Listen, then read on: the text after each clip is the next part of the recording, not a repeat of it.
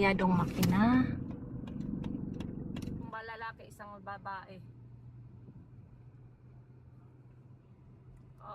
Oo, aywan ko lang. Pausapin mo na lang pag tumawag sila sa inyo. Sige, tawa. Oo. Tauhan yun. Oo. Ako magbabayad. Sige.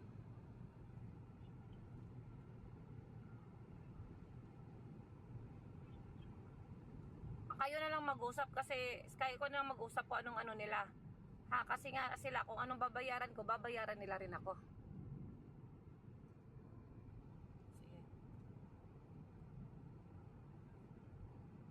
Patawagin ko. Sige. Okay, salamat.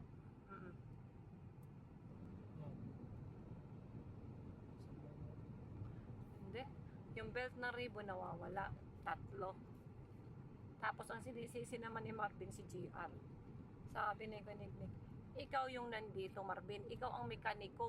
Kung anong nakikita mo na dapat itabi mo kay ikaw ang nakakuta dito. Kaya kayo humarap sa may-ari ha. Wala akong pakialam dyan sa inyo.